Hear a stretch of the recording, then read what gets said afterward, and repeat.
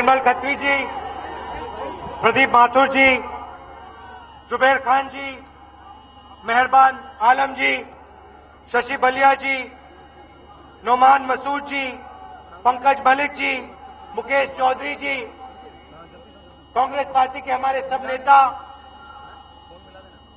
भाइयों और बहनों, कांग्रेस पार्टी के हमारे सब कार्यकर्ता, आप सबका यहां बहुत बहुत स्वागत, नमस्कार। थोड़ा मैं आज लेट चल रहा हूं, इसके लिए मैं आपसे माफी मांगना चाहता हूं, आपको कष्ट हुआ।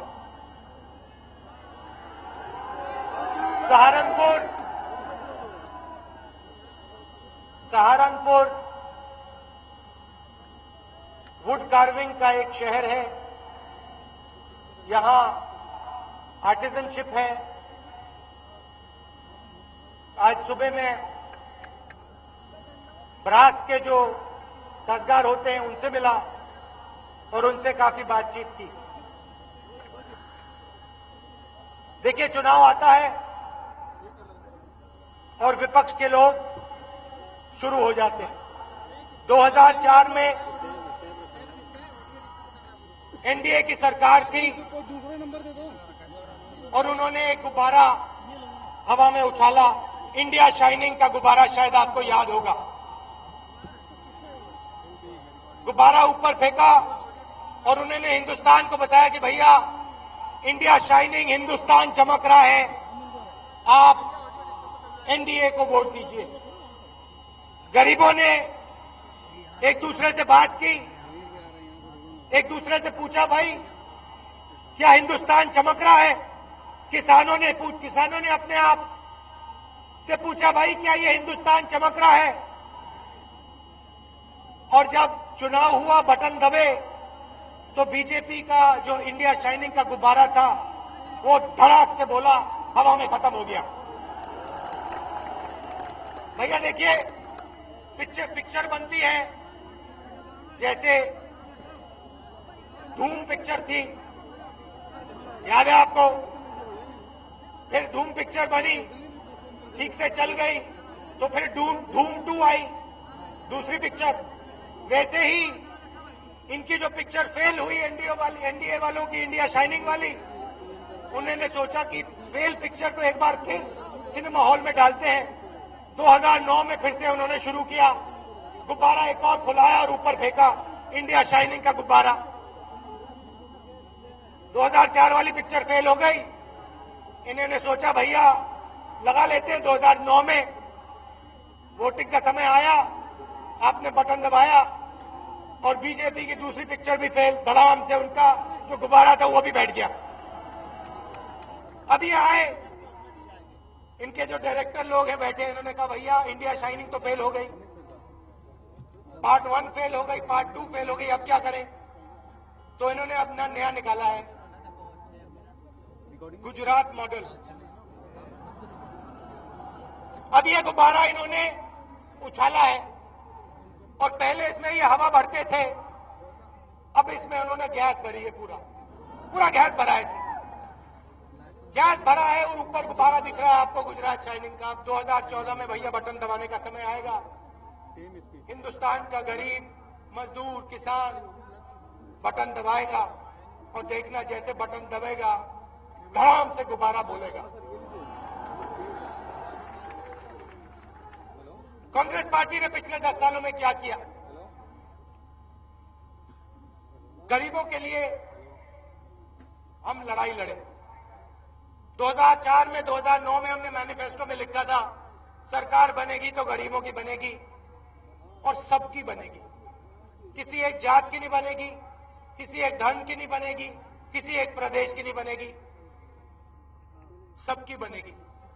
हिंदू की बनेगी, मुसलमान की बनेगी, सिख की बनेगी, ईसाई की बनेगी, यूपी की बनेगी, महाराष्ट्र की बनेगी, हर प्रदेश की बनेगी, हर जात की बनेगी। और हमने करके दिखाया। सबसे बड़ा काम रोजगार का अधिकार। उनके नेता कहते हैं भैया रोजगार नहीं दिया। अरे भाई, करोड़ों लोगों को रोजगार योजना के माध्यम से रोजगार दिया है। गरीब लोगों को पहली बार गारंटी करके किसी ने रोजगार दिया।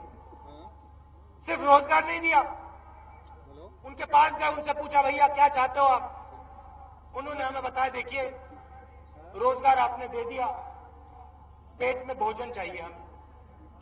गारंटी करके हर व्यक्ति को भोजन का अधिकार दे दिया। विपक्ष के लोग भ्रष्टाचार की बात करते हैं, करोड़ों की मीटिंग होती है, करोड़ों रुपए की मीटिंग लगती है, कहते हैं भैया भ्रष्टाचार से लड़ना है, और फिर जाते हैं कर्नाटक, हवाई जहाज में उड़ के जाते हैं, कर्नाटक में जाते हैं, और उनके दाएं साइड पे येदियुरप्पा जी खड़े होते हैं। वही येदियुरप्पा जी जो कर्नाटक के बीजेपी के चीफ मिनिस्टर थे, वही येदियुरप्पा जी जो भ्रष्टाचार के लिए अंदर गए जेल में, मगर तब बीजेपी के नेताओं को भ्रष्टाचार नहीं दिखता। फिर वो जाते हैं कर्नाटक से, उनके नेता जाते हैं छत्तीसगढ़ में। छत्तीसगढ़ में खनन माफिया का राज है, माइनिंग माफिया का राज है,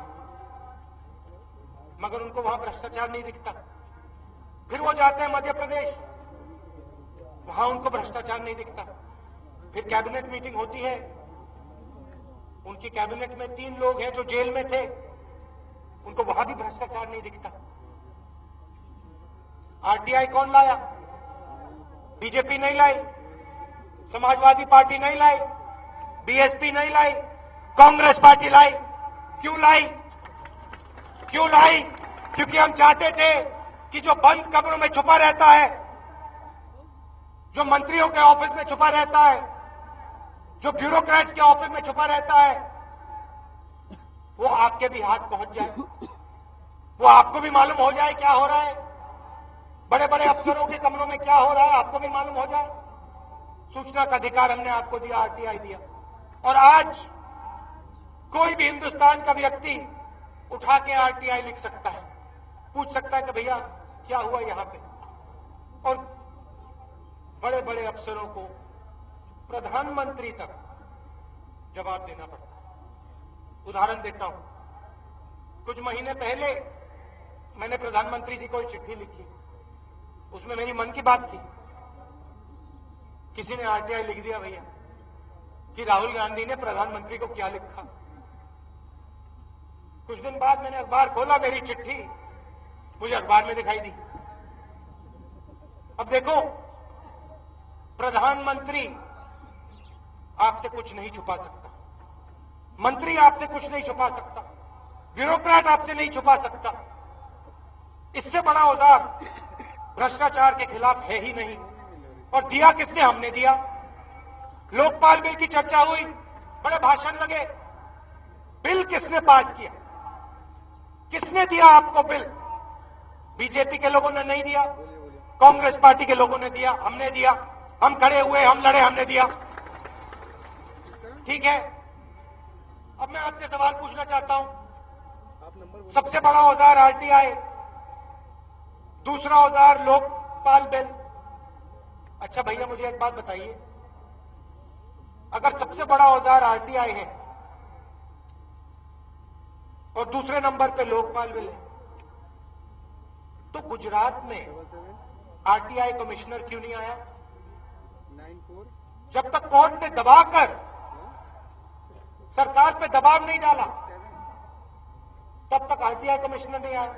और आज भी वहां एक आरटीआई कमिश्नर है, लोकायुक्त नहीं था। तो भाषण बहुत होते हैं, विकास की बात होती है, प्रगति की बात होती है, भ्रष्टाचार की बात होती है, मगर जहां बीजेपी का राज है वहां ये सब बातें नहीं होती, वहां इनको ये दिखाई नहीं देता। थोड़ा सा मैं आपको भविष्य के बारे में बताना चाहता हूं। कांग्रेस पार्टी, यूपीए की सरकार भैया आएगी, गुब्बारा इनका फटेगा बड़ा। अब मैं आपको बताना चाहता हूं हम करेंगे क्या।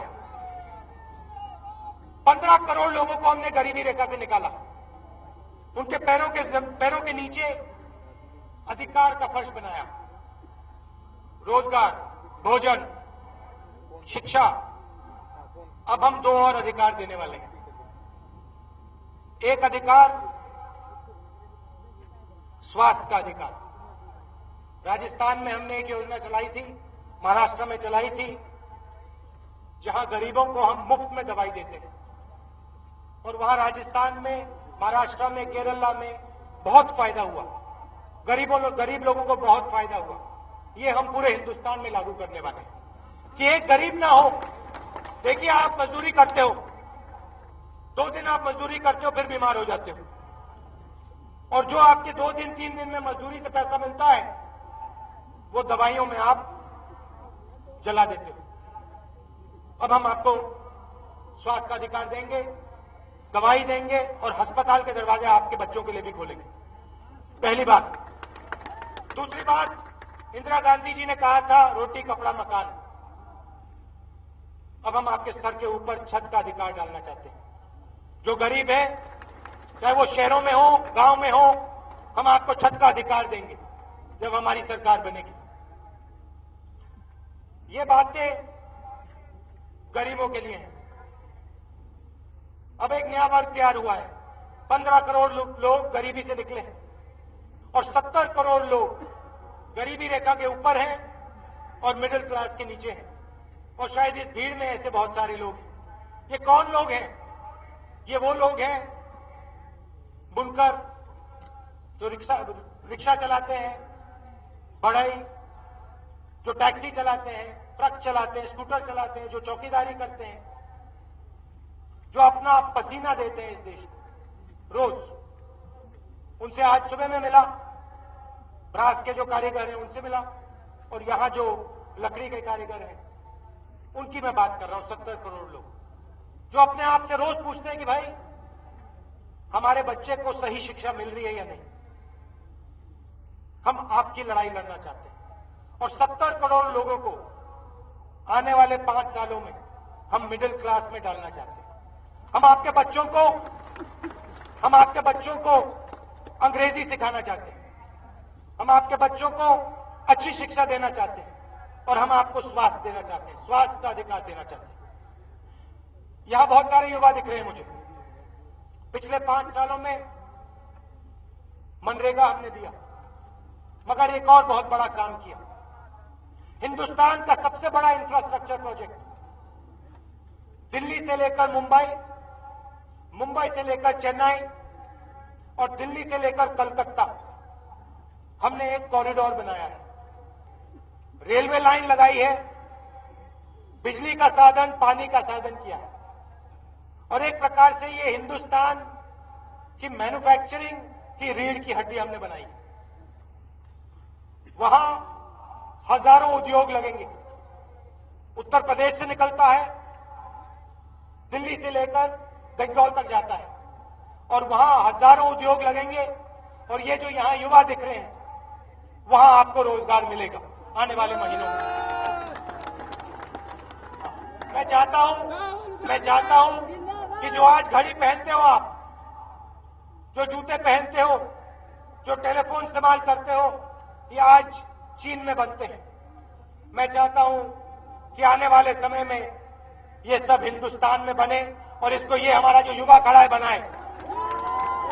इसीलिए हमने ये कॉरिडोर बनाया है, इसीलिए सबसे बड़ा इंफ्रास्ट्रक्चर का प्रोजेक्ट हमने आपको दिया है। महिलाओं की बात करना चाहता हूं।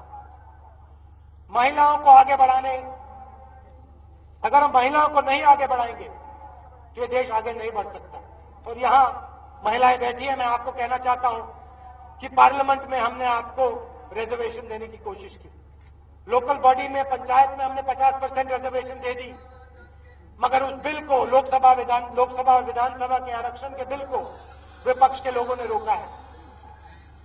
हम वो बिल पास करके आपको जगह देंगे विधानसभा में, लोकसभा में और कांग्रेस पार्टी में। अंत में मैं आपको एक बात बोलना चाहता हूं, और शायद ये सबसे जरूरी बात है। ये देश हम सबका है।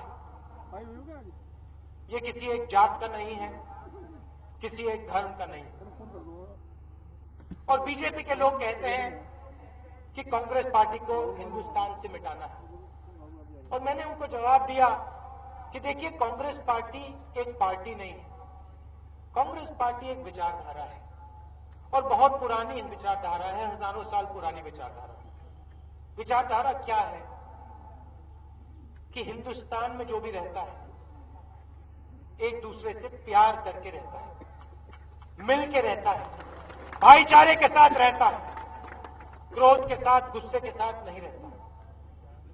हम सबको मिलाकर चलाते हैं, प्यार से बातचीत करते हैं और हमारी कोशिश, कांग्रेस की कोशिश रहती है कि हम हिंदू को, मुस्लिम को, सिख को, ईसाई को, हर जात के लोगों को प्यार से मिला के इस देश को आगे ले जाएं।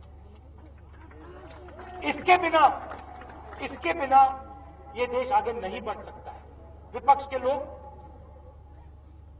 गुस्सा उछालते हैं, दंगा कराते हैं, एक को दूसरे से लड़ाते हैं। हम प्यार की बात करते हैं। अब देखिए, कुछ महीने पहले यहां के प्रत्याशी ने विपक्ष के बारे में कठोर शब्द प्रयोग किए। यह कांग्रेस पार्टी का तरीका नहीं है। कांग्रेस पार्टी का तरीका मैं आपको बता देता हूं। चाहे हमारा विपक्ष हमें गाली दे, चाहे हमारा विपक्ष हमारे बारे में गलत चीज बोले, जैसे पिछली मीटिंग में गोयल साहब ने बात उठाई कि मोदी जी ने मेरे बारे में कहा कि वो ड्राइवर का काम नहीं कर सकता। देखिए, जो विपक्ष का व्यक्ति कहता है, करता है, वो जो उसके अंदर गुस्सा है, वो गुस्सा हमारे अंदर नहीं आना चाहिए। उसकी कोई जरूरत नहीं।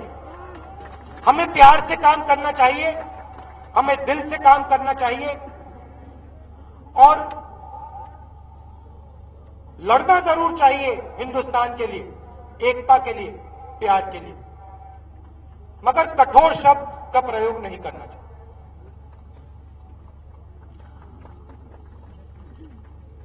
कांग्रेस पार्टी का मतलब सबको एक साथ लेकर चलना, और हिंदुस्तान तभी बढ़ेगा जब हम सबको एक साथ लेकर चलेंगे। ये जो हमारे विपक्ष के लोग हैं, आप ये बात समझिए, ये जो विपक्ष के लोग हैं, ये गुस्से की राजनीति करते हैं। हमें गुस्से की राजनीति नहीं करनी है, हमें प्यार की राजनीति करनी है, हमें इज्जत की राजनीति करनी है और हमें गुस्से की राजनीति से लड़ना है और हराना है। और आप देखना गुस्से को हम प्यार से मिटाएंगे, गुस्से को हम प्यार से हराएंगे। आप देखना, और आप सब प्यार से गुस्से को हराओगे। अंधेरे को भैया अंधेरा नहीं मिटाता है, अंधेरे को बत्ती मिटाती है, लाइट मिटाती है। प्यार से सब कुछ हो जाता है। हिंदुस्तान में प्यार से ऐसे काम किया जा सकता है। और ये आपका दिल कहता है, मेरा दिल कहता है, ये हम में और उनमें फर्क है। आप दूर दूर से आए, इसके लिए आप सबका बहुत बहुत धन्यवाद। आप एक साथ लड़िए और ये जो लोग हैं गुस्से की राजनीति, क्रोध की राजनीति, एक को दूसरे से लड़ाने की राजनीति करते हैं, इनको हम एक साथ वापस घर भेजेंगे। इनका जो गुब्बारा है इसको फोड़ेंगे। धन्यवाद। जय हिंद।